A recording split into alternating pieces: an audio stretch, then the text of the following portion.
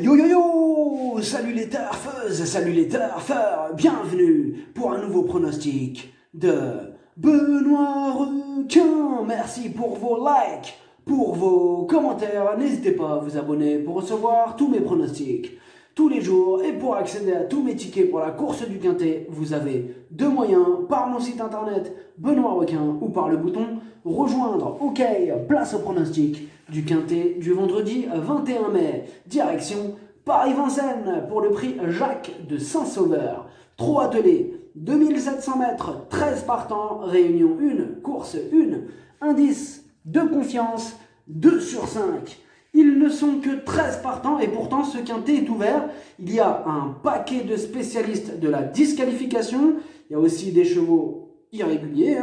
Donc un Quintet à l'envers ou à l'endroit, on va voir ça ensemble. Cette vidéo, je la tourne avant l'arrivée du Quintet de ce jeudi. Je reviendrai dessus demain. Pour les membres de mon site internet Benoît Requin et les membres Yo-Yo Total VIP, ce mois de mai, il monte à 3 959 € de gain et au total, depuis le mois d'octobre, on a atteint la somme de 113 555 € de gain.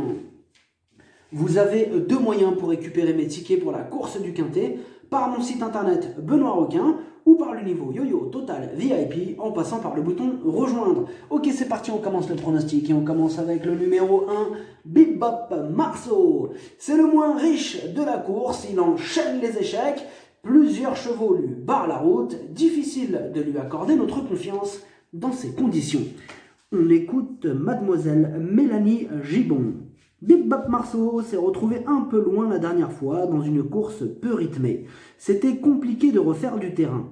Il n'a pas un gros programme en ce moment, mais il est de mieux en mieux avec l'arrivée des beaux jours. Comme le lot est un peu relevé, il aurait rempli son contrat s'il terminait 5e. Le numéro 2, Express du Gers. Entraîné par Jean-Michel Bazir, la régularité malheureusement ne fait pas partie de ses principales qualités. Et comme d'habitude avec lui, ce sera tout ou rien. On écoute Jean-Michel Bazir. Express du Gers n'a pas démérité la semaine passée. Je l'ai mené de façon un peu trop offensive. Il a bien encaissé ses efforts. Il découvre un engagement intéressant. Il faudra qu'il se montre appliqué dans les premiers mètres. À ce niveau, il est capable de disputer les premières places en restant sage. Et oui, en restant sage. Le numéro 3, Esteban Giel. Il est régulier, il apprécie ce parcours, il est confirmé à ce niveau. Tous les feux sont au vert. On écoute Jean-Luc Dersoir. Esteban Giel n'a pas démérité dernièrement sur les 2100 mètres de la grande piste. Il est resté au top. Le rallongement de la distance ne va pas le déranger. Il avait d'ailleurs gagné sur ce parcours au mois de mars. Il fait face à un engagement favorable et s'entend bien avec Alexandre Abrivard. Sa place est dans les 5 premiers. Le numéro 4, Emancourt Bléquin. C'est une rentrée totalement ferrée. Il aura du mal à venir inquiéter ses rivaux dans ces conditions. On écoute Jérémy Koubiche. Emancourt Bléquin a participé au meeting de Cagnes-sur-Mer cet hiver après avoir déjà réalisé une bonne année. Il a eu le droit à des vacances. Il est prêt à faire sa rentrée. Il n'est pas confirmé à Vincennes, mais je n'ai pas le choix des engagements. Il restera ferré et sa tâche s'annonce compliquée. Le numéro 5, Emphasis Turbo. Il a maintenant 2 courses dans les jambes et il vient de terminer 5e. Des progrès sont attendus sur cette sortie, mieux vaut ne pas le sous-estimer. On écoute Benoît Blachet. Emphasis Turbo est assez particulier à gérer au quotidien, mais en course, c'est un cheval gentil. Il est sur la montante. La dernière fois, il a bien couru après être parti au galop. Il aura cette fois l'avantage d'être déféré des antérieurs et muni d'un débouche-oreille. Je ne serais pas surpris s'il finissait 4e ou 5e. Le numéro 6, Éminent d'Orgerès. Il reste sur 4 échecs consécutifs, mais il ne sera pas malheureux toute sa vie. D'ailleurs, il a déjà terminé à l'arrivée 3 fois au niveau Quintet en 5 essais. Casseur de tickets repérés. On écoute Christophe Klein. Éminent d'Orgerès était déféré des antérieurs dernièrement. Il n'est pas à l'aise dans cette configuration. Il ne faut pas le juger là-dessus. Je le trouve en bonne forme, il sera plaqué cette fois. Il n'a pas les plus jeunes à affronter, l'engagement est valable, il peut nourrir des ambitions pour les places. Le numéro 7, Caballo d'or. On ne peut pas dire que ce soit un modèle de régularité, mais il sera cette fois-ci déféré des 4, et cela peut suffire à le voir terminer dans la bonne combinaison. On écoute Didier Gaudin. Caballo d'or a fait trop d'efforts dans la première partie la dernière fois. Il lui faut un parcours à l'économie. C'est un cheval qui est difficile à travailler. On le court déféré car dans ces courses-là, il faut mettre un maximum d'atouts de son côté. Il y a de l'opposition. S'il terminait 5e, cela serait bien.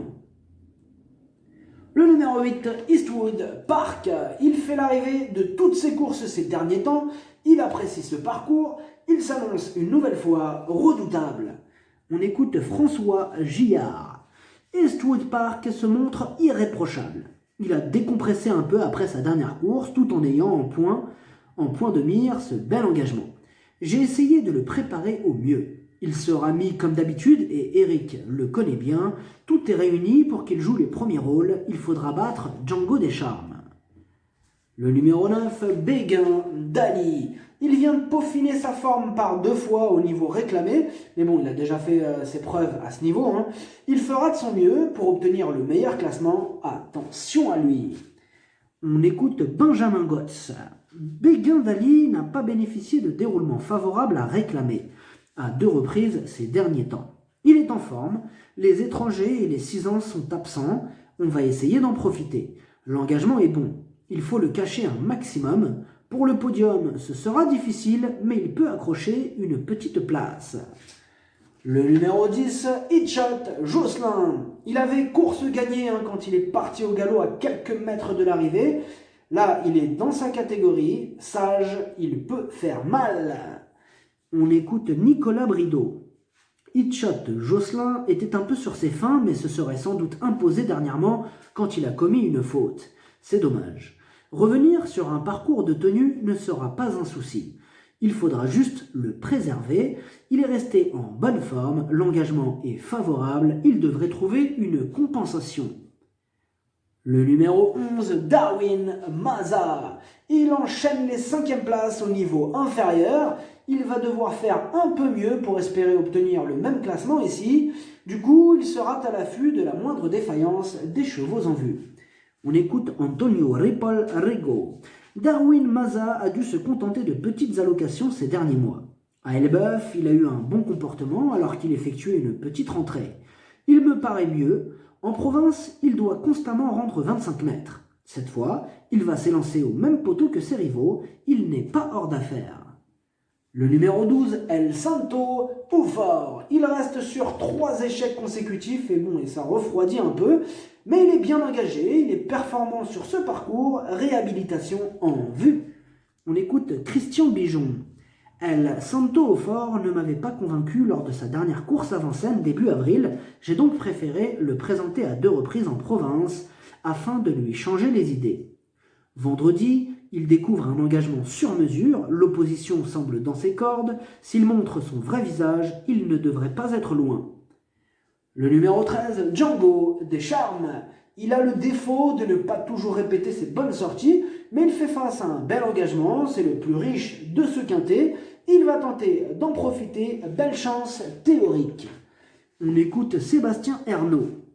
Django Descharmes s'attaquait aux 6 ans pour son retour à Paris-Vincennes et avait été 1 mois sans courir. Il a dû se contenter de la 5e place. Les plus jeunes seront absents cette fois. Il a connu de gros problèmes. Il a été diminué. Il ne retrouvera jamais totalement son niveau. Je vise les places.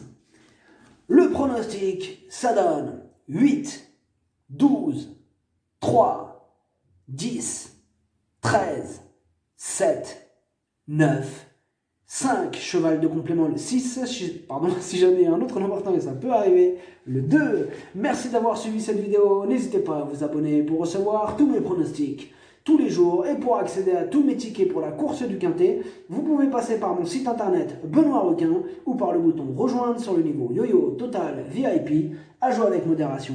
Bonne chance, chopez-le moi, ciao.